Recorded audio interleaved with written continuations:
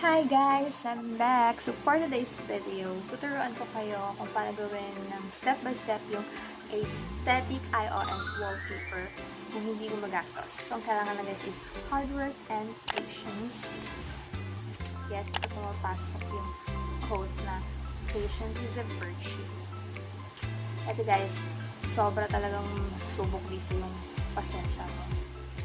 Like me guys, nag-start akong mag-edit ng 6 o'clock ng hapon and natapos na ako ng 12 o'clock ng umaga. So, ganun siya guys kahirap. 6 hours ko siya ginawa dahil sobrang trabaho talaga yan. Dahil sobrang daming kailangang asikasuhin. Ang daming kailangang gawin. So, ayun. So, magiging motivation nyo lang is yung kalalabasan niya, kahinap niya. So, ipa-flash ko dito kung ano yung itsura.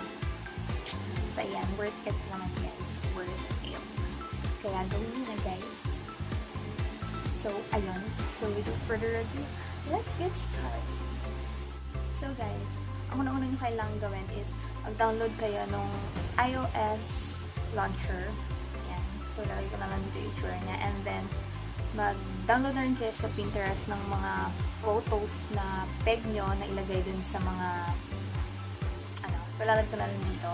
Yung sa mga gusto ko nalalagay yung screen record dahil nyo na naman kita ko lalagay ko kayo sa phone, right? So, yun guys. So, unang-una yung kailangan gawin is i-download nyo yung iOS launcher. So, lalagay ko na lang dito. Then, mag-download na rin kayo ng mga sa Pinterest ng mga peg yung photos na ilalagay nyo dun sa may spare na lalagyan ng photos. So, insert ko na lang guys sa screen dito kung paano mag-download sa Pinterest ng mga photos na peg nyo. Mga aesthetic na ilalagay natin dun sa mga mini square. So, yun guys, yung nakikita nyo sa screen is yung mga nagawa ko na. Napalitan ko na yung icon. So, ito, dito medyo hindi siya aesthetically pleasing. Kasi, inano ko na lang siya. Dinagdag ko na lang siya dun sa may black and gray. Naglagay lang ako ng mga folders. So, yan. Nilagay ko na lang po siya dyan. Dahil hindi ko siya naayos. So, aayusin ko na lang po siya after this siguro or kaya kung kailan man. So, ayan. So, puntahan nyo lang guys yung iOS launcher. Open nyo lang yon. Then, makita nyo merong change icon and change name. So, unahin natin is yung change icon. Okay, change. Then, hanapin nyo lang yung app na gusto nyo palitan ng icon. Then, go kayo sa my photos, then mag-select na kayo ng photo na gusto nyo. So, yan, pinapili ko na lang siguro. So, pili lang kayo ng photos dun sa mga sinave nyo dun sa may Pinterest na dinownload nyo. Then, yan. So, ito na lang napili ko. Yan. Then, okay nyo na. Then, yan, nakita nyo na, diba? Zombie catcher, naging iba ni icon niya. So, next natin is yung, change natin is yung name. So, hanapin nyo lang uli yun, gusto nyo palman. So, ako yung zombie catcher. So, yan. So, lalagyan na lang natin siya, pala natin siya as Eileen's catcher. Kaya kahit ang gusto nyo lagayan, pwede rin lagyan ng emoji kung gusto nyo. Then, we're good to go. Ayan. So, medyo nagano na. So, ayan. So, ayan. So, as you can see, napalitan na po siya. Napalitan na yung icon and napalitan na rin yung name. So, gano'n lang siya guys kadali. Simple lang naman siya. Lalo na kung maano na siya. So, ito guys. Gusto nyo naman gawin yung, yung mga mini photos. Ito naman yun. So, magdagdag lang tayo ng tab kasi wala na akong space. Yan, dagdag lang ako ng tab. So, may na tayong add sign doon. Then, yan, nakikita nyo yan. Push nyo lang yan dyan. Tapos, punta ulit, kung saan ilalabas. Tapos, lalabas yung photos. Hanap lang kayo ulit ng kahit na anong picture na gusto nyo ilagay doon. So, ako yan. Ito na lang ako. Yung eyes.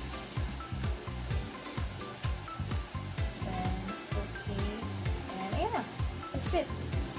Simple lang siya, guys. pwede nyo rin dagdag kung gusto nyo itong butters nyo. Ayan. Sinipita. Ganun na siya guys kadali. Yeah, so ibabalik ko na ito guys. Pero ako personally, hindi ko gusto yung may battery. So, tatanggalin ko na siya. So, iaano nyo lang siya guys. Ang gagawin nyo lang is ipapress nyo lang siya, then may training delete. So, yan. Matatanggal na yung kung ayaw nyo nung mga ibang yung photos. Ganun lang siya guys. It's so simple. So, dahil tapos tayo, so, share ko na lang din sa inyo yung top 2 favorite games ko. Kalimutan na ba. So, ito yun. Yung top 2 ko is yung Call of Duty and yung Eileen Traje. Charot, zombie catcher guys. So, ito yung favorite kong laruan. So, open natin siya. So, yan guys. Isa garena tayo. Garena kasi. So, yan. Medyo naglo-loading lang siya. Pakita ko sa inyo guys. Ito ako guys, ganun pagaling sa ganito. Saka kakastart ko lang din mag-try. Nung CCP, NPCP, mga ganon. Ito ko lang siya tinry. So, ayan. Mababa pa po ako. Hindi pa po ako ganun kalahat. Dahil hindi ko naman siya araw-araw tinatry. Lalo, especially ngayon na malapit na rin mag-online class. So, tinitiguti lang na po siya. And dati ko naman favorite ko is itong zombie catcher. As in, na-addict talaga ako dito. Kapag nakaka-addict siya, guys. Yan, play nyo lang. Bilis lang ito guys gawin eh. As in na yan nga kung nakita nyo, ayan. Meron na po akong natapos ko na lahat ng mission. Gulat na lang din ako guys natapos ko yung mga mission eh. Kaso ayan, nag-aantay ng mission. Pero ang tagal na nitong itong mission na to na hindi naman nagkakaroon ng mission. Kita nyo naman nila. Sobrang na siya. Kaya hindi ko na rin siya masyadong nilalaro kasi wala na yung mission niya. Yung mission lang may lagi ko inaantay din. Saka para makaangat ako sa level. Kasi hindi ko alam bakit wala na siyang mission. Guys, so papakita ko lang sa inyo. Napuno ko na talaga siya actually guys. So yun guys, so napuno ko na yan. Puno ko ng building lahat yan. Napuno ko na lahat yan. Napuno ko na yan. Napuno ko na yan. Napuno ko na yan. Napuno ko na yan. Napuno ko na yan. Napuno ko na yan. Puno ko na yan. Ayan, hindi ko pala 3, 6, then 7, 8. 8 na lang hindi ko napuno kasi hindi ko na siya nilaro. Simula na nakita ko nga na wala na siyang mission. Kasi parang para saan yung parang. Pero ito try ko pa rin naman siyang laruin siguro sa mga natin. Kung kakaroon pa ng time, especially start ng online class. So, ayun lang naman guys yung sa laro ko. Share ko lang. Kung ma-share. Then, ito namang sa may ito namang mga photos na to. So, yun yung mga nilagay kong photos. Yung mga naging leading ng dad ko. Si Layman Ho. So, ayan, guys. So, ayan. Nilagay ko lang sila dyan. Dahil nagaganda talaga ako sa mga mukha nila. Ayan. So, yun yung mga naging leading niya. Ayan. Si Park Shin-hye, si Suzy Bae, si Kim Go-yeon and si Jun Jae-yoon.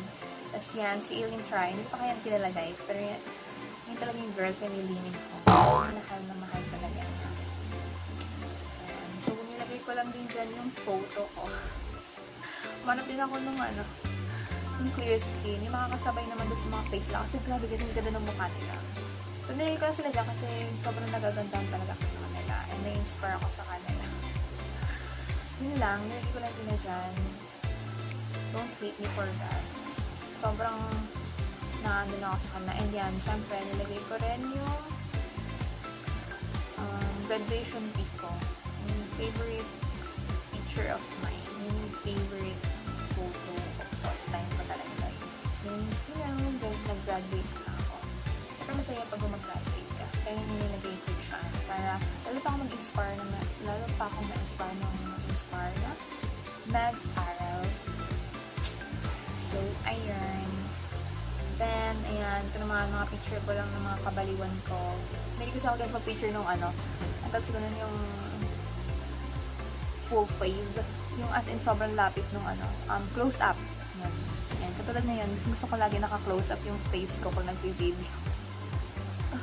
Natutuwa lang. So, ayan. Meron akong anim na nilagay dyan. So, So, ayan. Ito, kinuha ko lang naman yan. Dito yan sa amin sa Manila. Then, yung ito naman, dalawa is sa may Las Piñas. Then, itong isa, yan, sa may, tawag ko dun, sa may wedding naman yan ng cousin ko. Picture lang, you know. Then, ito naman, sa may school ko naman yan, isang yan. Wala lang ako mag-away. So, ang tip pala dito guys is para hindi na kayo matagalan. So, kailangan nyo lang gawin is mag-download na kayo ng mga ano nyo, ng mga, katulad na sinabi ko, diba, mag-download na kayo ng mga pending photos and kailangan alam nyo na rin kung ano yung mga color na gusto nyo and kung anong app din yung papalitan nyo ng icon na yon. Siguro mas maganda is if ano na lang, ilista nyo na lang siguro, kaya ito sa app na to, ganitong color yung tag nyo. Tapos sulat nyo na kung ano yung mga color na yon. Tapos pagsasamahin nyo na. Tapos yun. Para dire-diretso lang, para hindi siya mahirap. Para hindi ka na nag-isip. So ako guys, yung akin, yung naging tag ko lang kasi is, so you can see, ayan. So yung mga blue na kasi talaga yan. Pinatang ko lang ng icon yung mga iba. Yan yung mga malimot kong ginagamit. Facebook, Messenger, and mga parang kailangan ko agad. So, nilagay ko siya dyan sa unang slide ng tab ko.